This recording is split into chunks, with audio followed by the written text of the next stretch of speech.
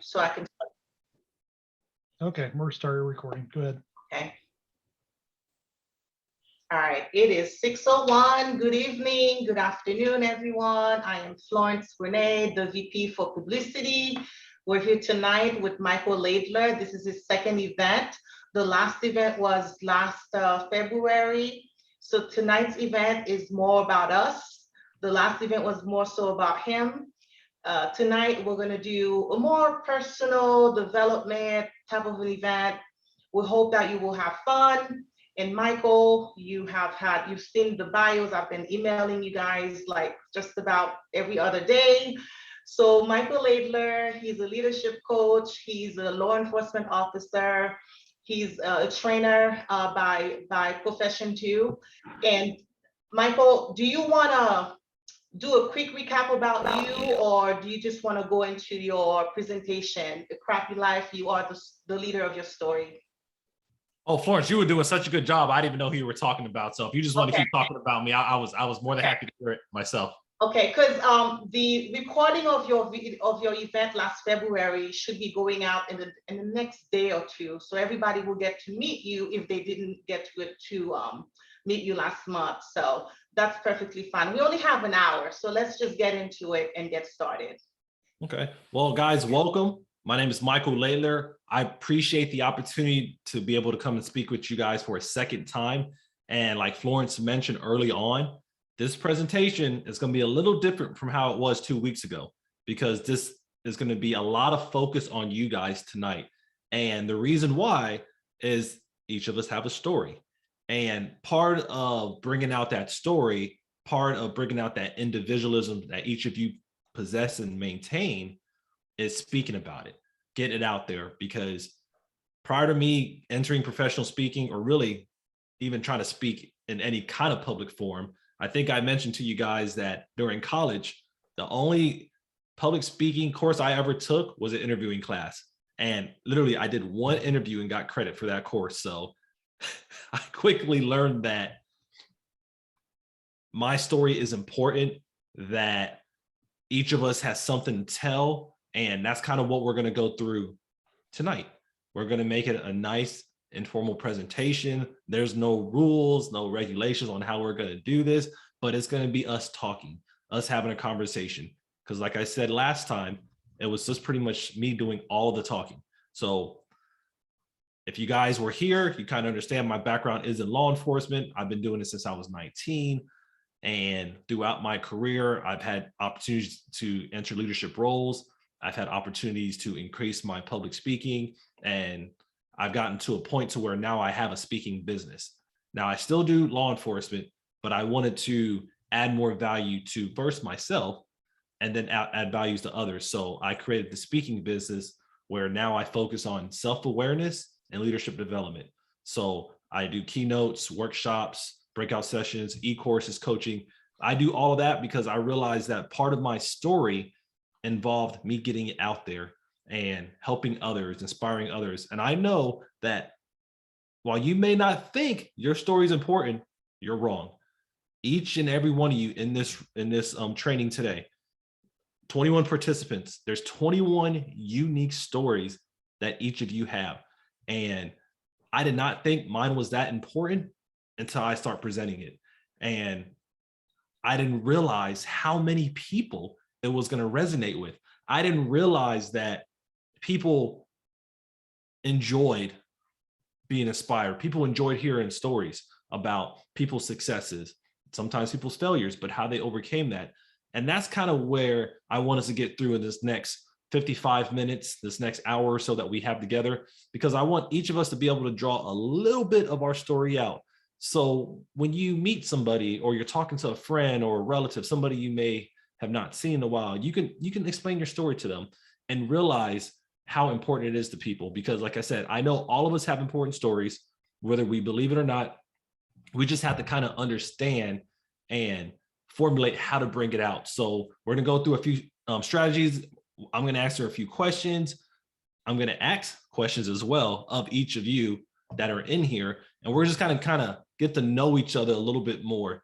I know sometimes this virtual settings can be tough, but we're going to have a few breakout sessions, and it's going to allow us to kind of connect in a different kind of manner. So you guys got the learning objectives. If you didn't get a chance to review them, that's fine. It wasn't a pre-presentation assignment, so you guys don't have to worry about that. But the first one we're going to look at is identify 2 aspects in your life which make you unique.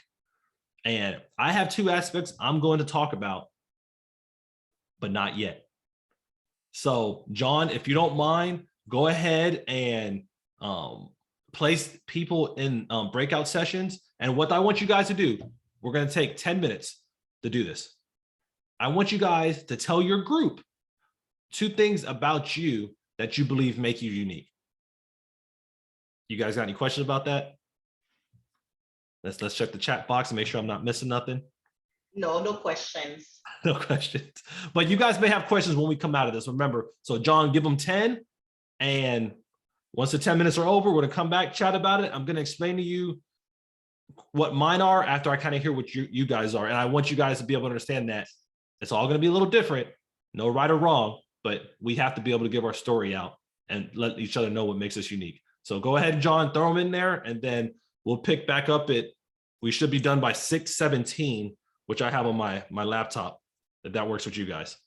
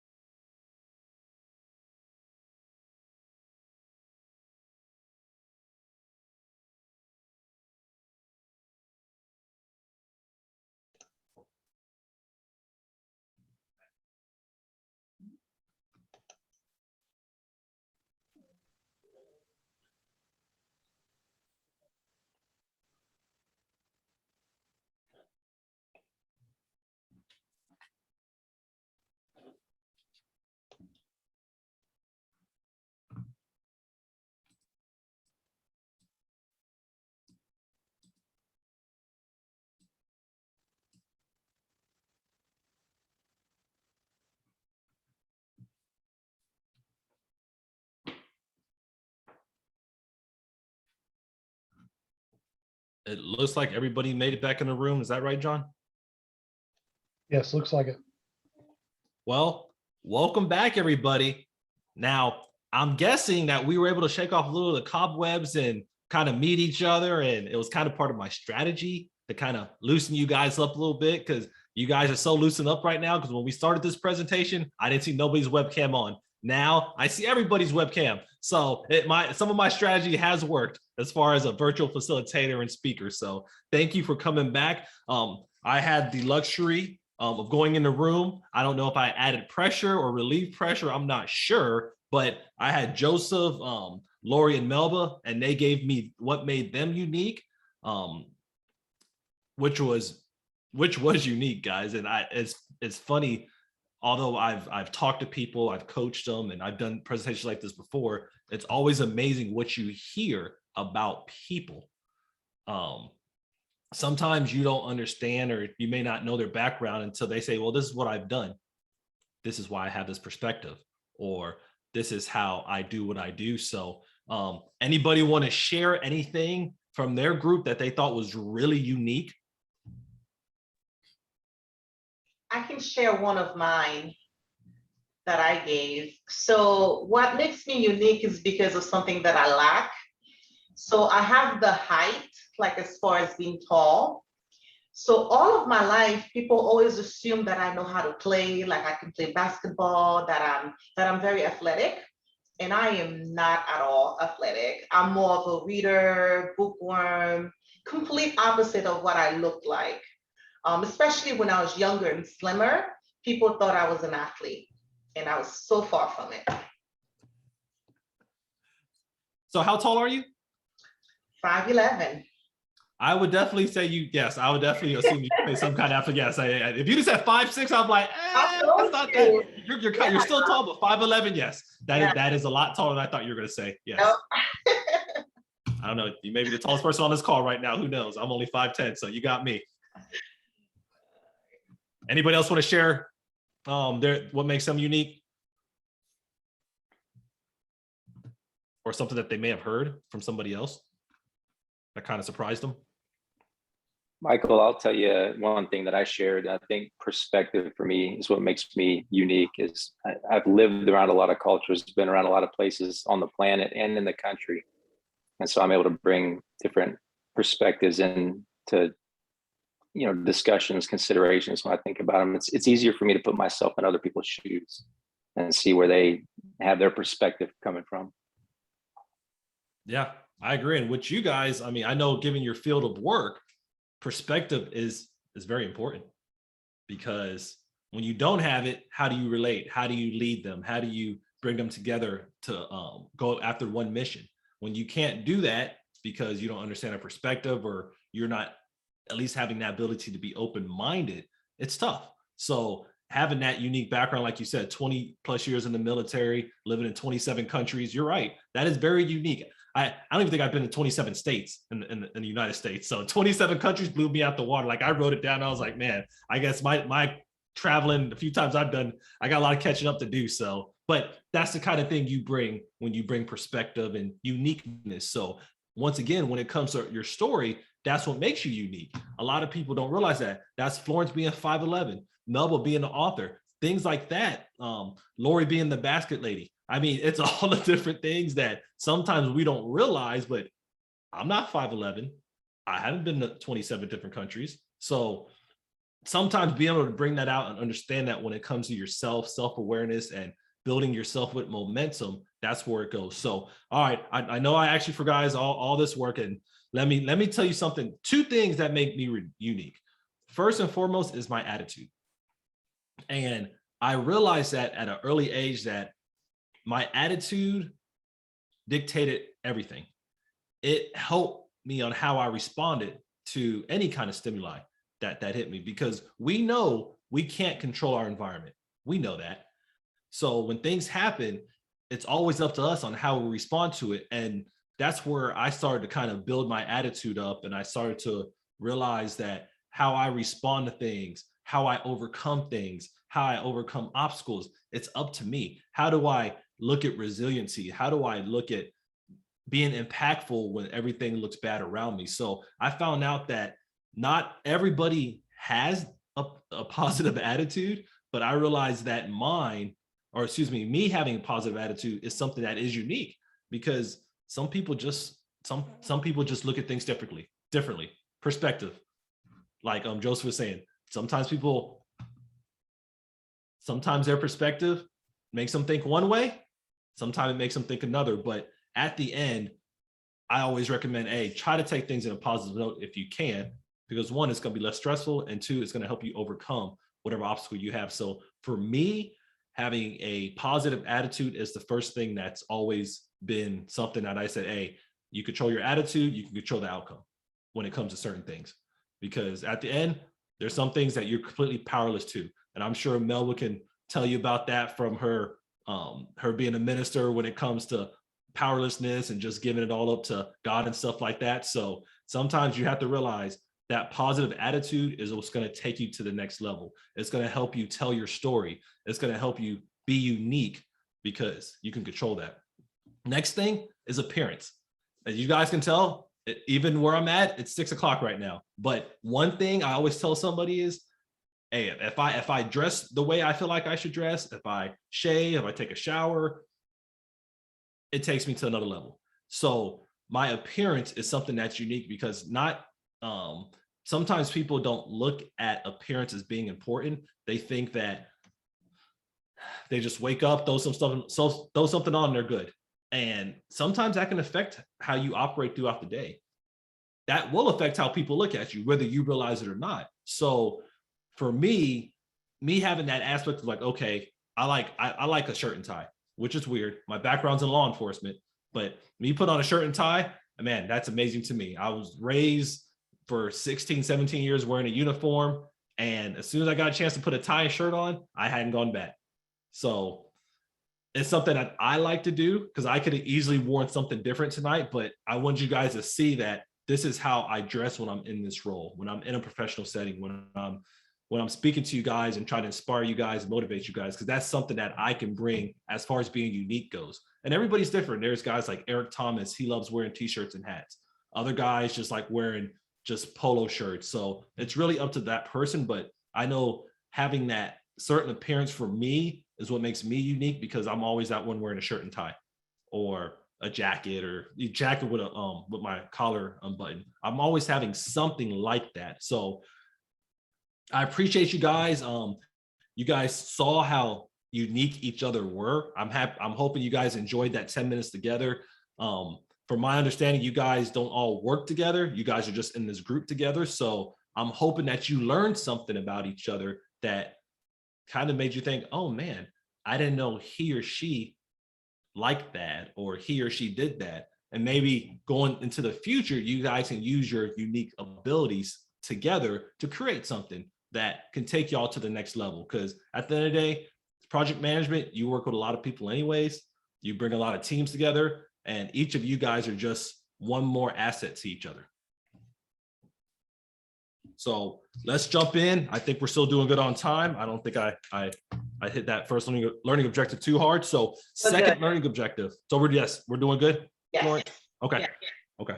So the next learning objective is examine 3 ways you can revitalize your life.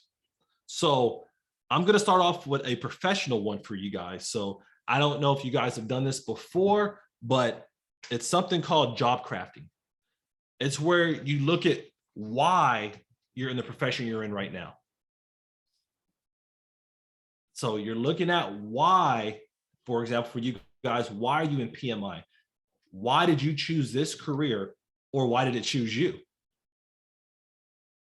And because you're in this right now, how does it help you get to the level you need to be to, or need to be next? Because sometimes we're in these roles and we don't know why we're here. And we find ourselves not liking what we do or enjoying what we do.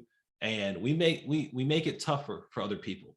We make things that shouldn't be hard. Kind of like when I went back to having a positive attitude.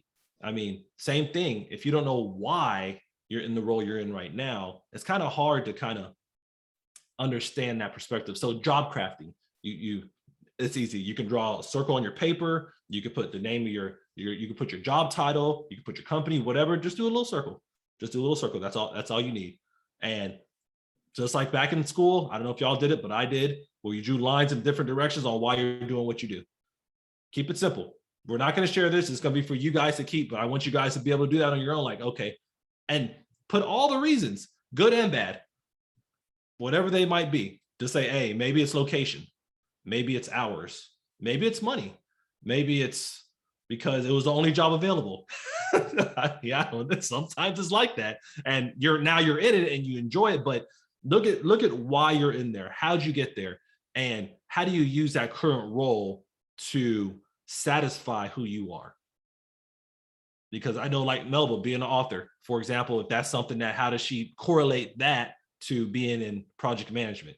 How does that work for her big picture? Maybe being project management is the funding for her book or her ministry. It could be that. But whatever it is, whatever your sole reason is for being where you're at right now in your job, think about why you're there. And I think sometimes when we understand the why and why we're in these certain roles, it really helps us understand the purpose of our life. Sometimes we don't even realize how easy that can be. Like, hey, I'm in this position for these 5 reasons. And you're like, oh man, it's actually better than I thought it was going to be. So when we think about that, I know Simon Sinek, I mean, John just showed me a book that he was working on, but Simon Sinek, he has a book called Start With Why. That's another good book you guys can read. It's a couple of years old, but it might be something you can incorporate when you're making a little circle on your paper, drawing the arrow or drawing the lines out and saying why you're in your role you're in now. How did you get there?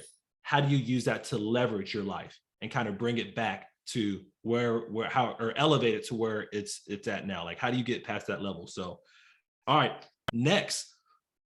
Remember, I said examine 3 ways to revitalize your life. I cheated and gave you guys the first answer, or at least my answer, because everybody's answer is different. Now, we're going to switch it up a little bit. We're going to go into our breakout rooms again, John. So go ahead and think of 2 more ways that you can revitalize your life. And I want these not to be related to work. I want these to be personal. So it ain't nothing to do with 8 to 4 or 8 to 5 or 9 to 6, whatever your hours are, or 24 hours, whatever you call your work. It has to be about personal activities, whatever those are. So John, if you don't mind, throw us in the groups, give us 10 minutes. So that'll put us at 6:43, or excuse me, that will put us at 6:41. Sorry, if that's right. Is that good for you, John? That's good. Let me try. All right, guys, see you in the breakout rooms. All right, here we go.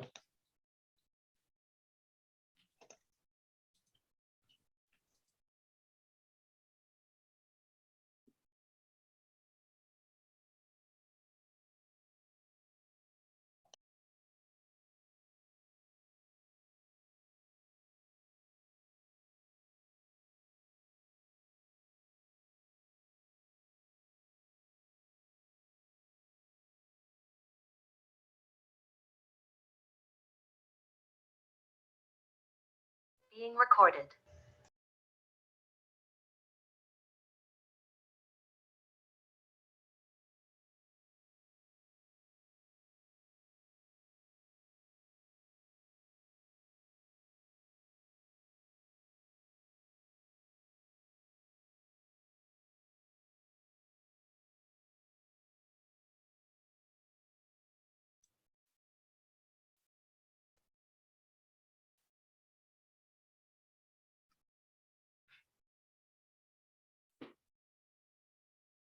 John, are we all back in?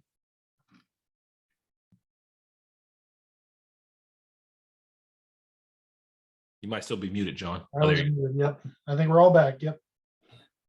Well, once again, welcome back again, guys. I'm hoping that this allowed you guys to meet each other a little bit more. I will say, while I appreciated it, I think John tricked me and Ruben because we were the only 2 in our room. So I don't know what happened, but we had a great 10-minute conversation. But John, I think you try to get us on the side. I don't know if you're trying to make us connect or kind of understand his economic background. I'm not sure, but we're all back. So since I learned a lot about John and he learned a lot about me, we want to learn a little bit about some of you guys. So what were one way that you figured you could revitalize your life, guys?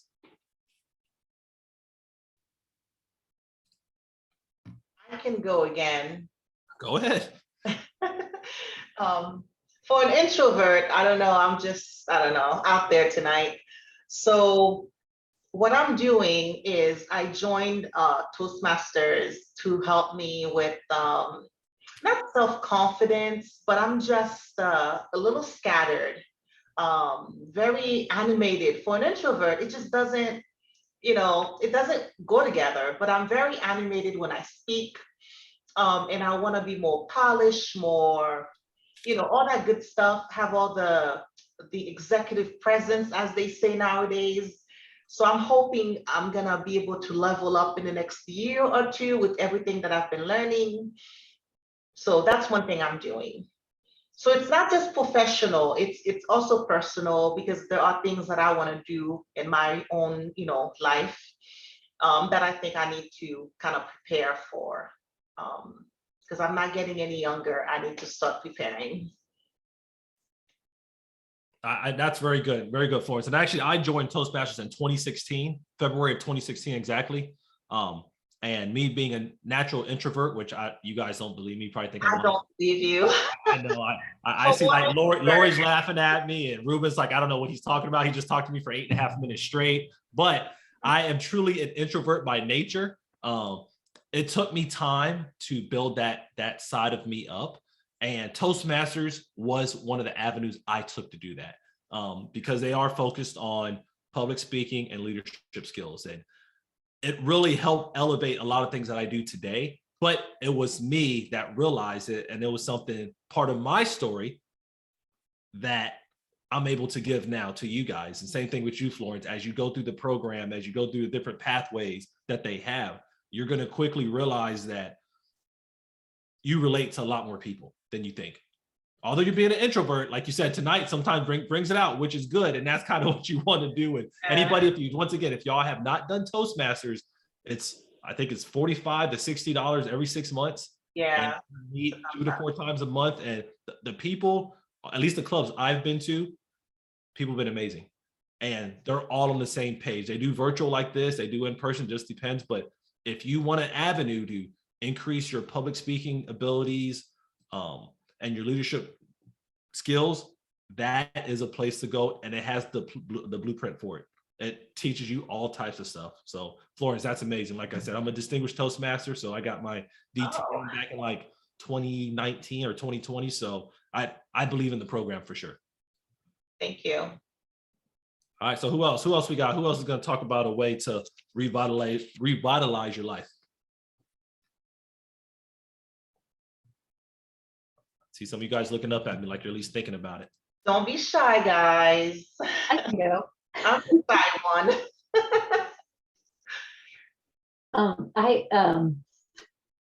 I'm the one who creates the thank you baskets, or get well, birthdays, holidays, and stuff like that. And I would like to turn that into a nonprofit at some point in my life.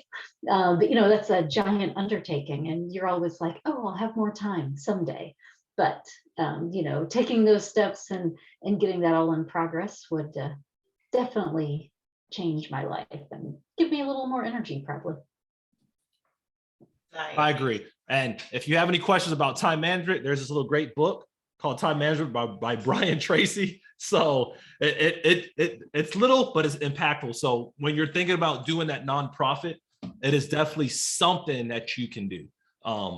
If you're already putting the vision in your mind, then I think you can do it.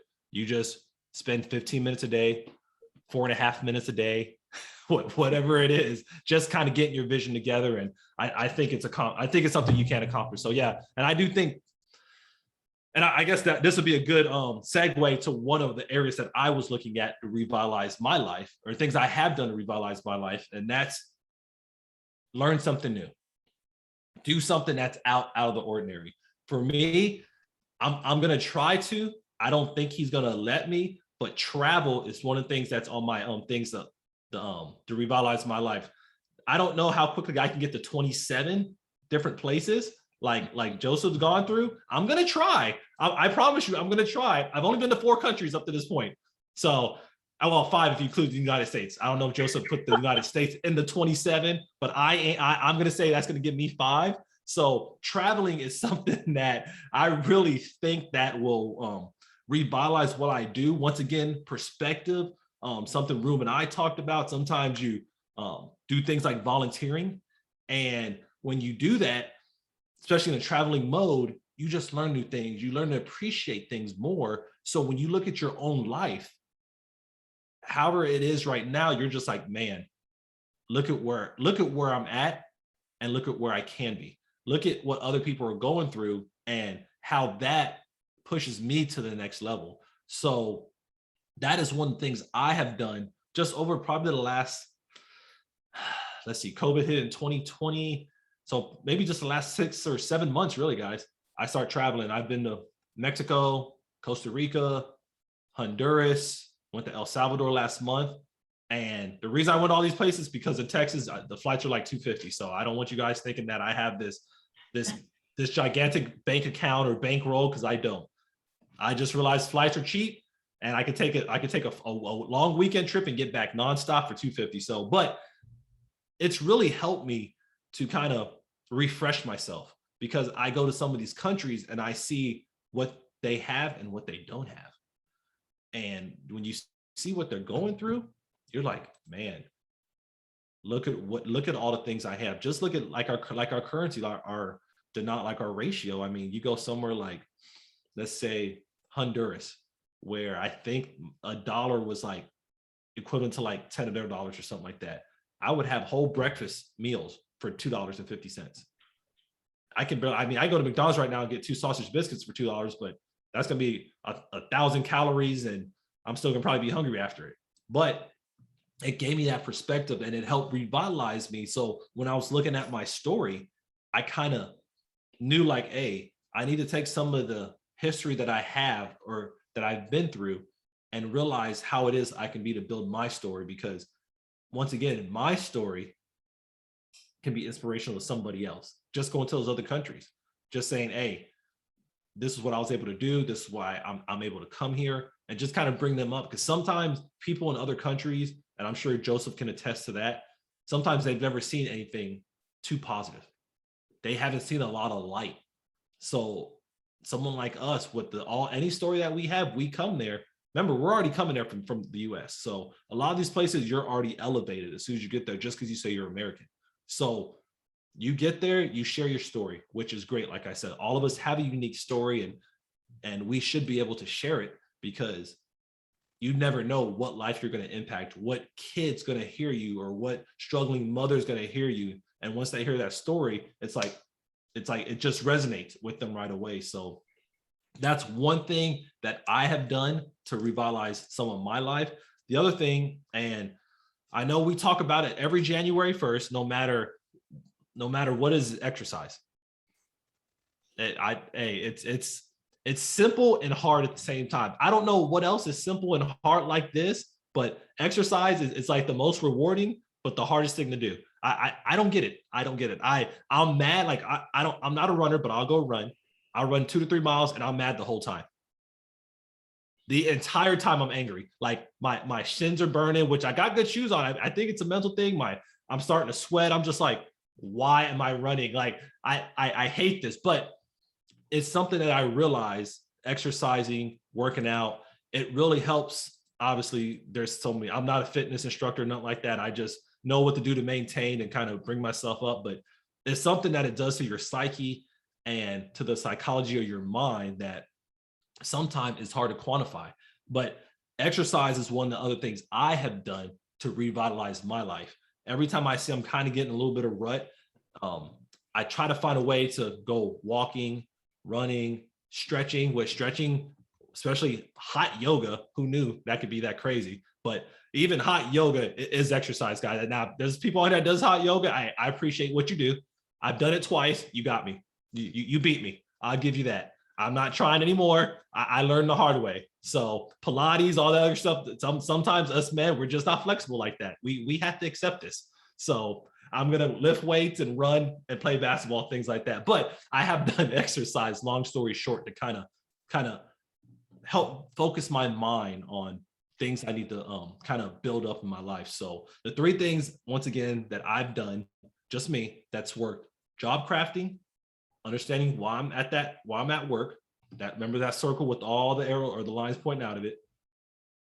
Exercise and traveling. Those are the things that I have done. Now, there's some little things that I've done here and there to add to it, but those are the major categories when it comes to what works for me. Now, like Ruben and I talked about, volunteer may be something that may work for him. Florence Toastmasters. We all have something that we can do, but once you find it, it's yours. Use it to create your story. So last point, and we're not going to go to no breakout rooms, so we got 6 minutes left. I saw the time, Florence, before I got too crazy into it. But develop one path to your life which will provide a successful outcome. So whenever I look at the path, obviously it's easy to stray away. We know that.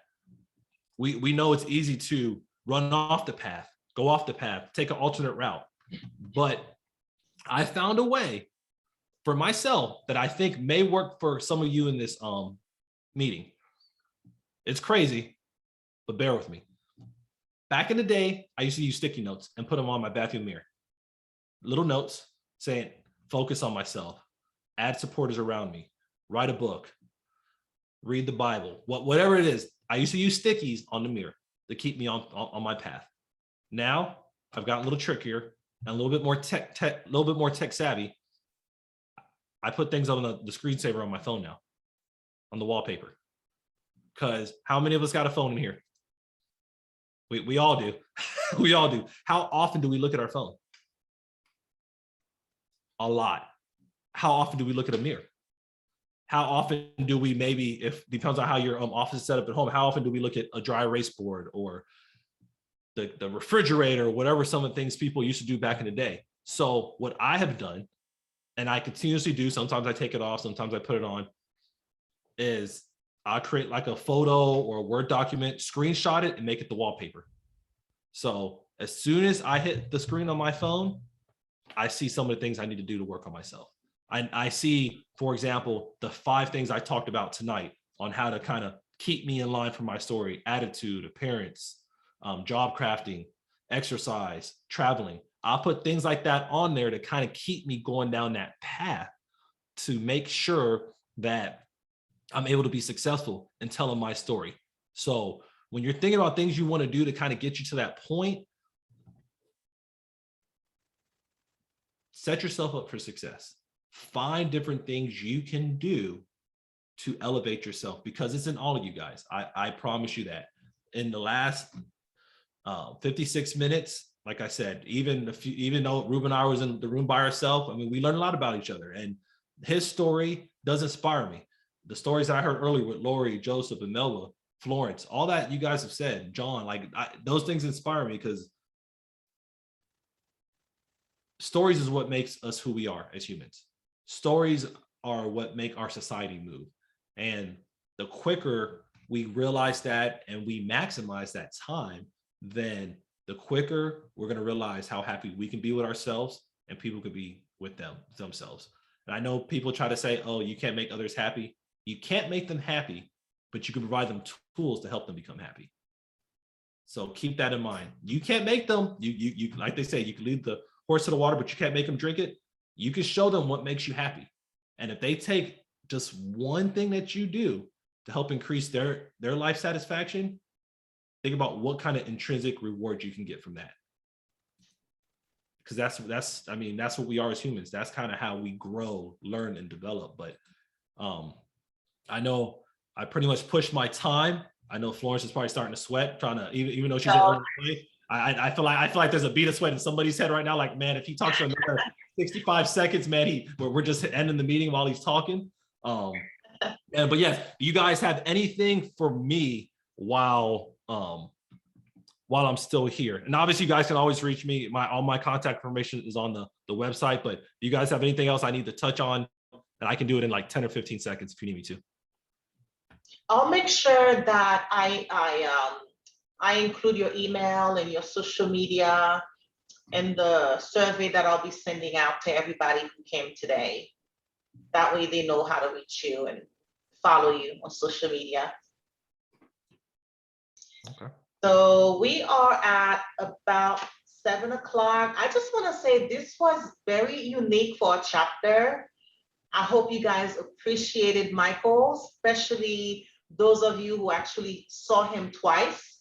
I hope we can maybe find another opportunity to work again with Michael, but we have a lot of other people that we're looking at to kind of bring different content, different topics to the chapter. With COVID and everything, it's a new world, it's a new beginning. So the things that we used to do that work, we will keep doing, but we're gonna try to experiment and try to be different, try to be innovative with the chapter as much as we can. So what you guys are seeing is that we are trying to help with career development too. So if you find yourself looking to, I don't know, increase your interviewing skills, or you know somebody who probably needs to increase their interviewing skills, this Saturday we will have an event just for that. It's going to be a partnership with the Dallas chapter and other chapters. And that's another thing we're doing this year. We're doing a lot of partnerships so we can bring different flavors, different events, different speakers. If you go down a little bit, this is our last event for this month, like our core event for this month. It's gonna be more on the technical side, but it's just as personal development oriented as well. And we hope you guys register if you haven't. And again, we're gonna try to bring different people. As you can tell, Michael is very different from maybe prior speakers that we've had. She's going to be very different from other speakers. And that's what we're trying to do. Do you guys have any questions? If you guys don't have any questions, I will let you guys go. Hi, Florence, will any of the speakers be like the last speaker here? Will she be recorded? Will we be able, I know I have a conflict during that time. Yes, we will record. Yes, we will record. The only thing though, we do stagger our recordings, so about a month. So, so if you miss Allison, for example, you'll catch the premiere April, like mid-April. So there's a 30-day delay with the recording, with the releases. But we do record our events. Any other questions? All right, I don't see anything else. I think everyone got something out of tonight. So yes, John, thank you so much. I guess we can just stop you, John, right? And just say thank you one more time to Michael. I had a great time, and I'm glad we got to connect, and we made something happen for the chapter. John, I think we're done. You can go ahead and sign off, guys. Have a good night. All right, guys, be safe.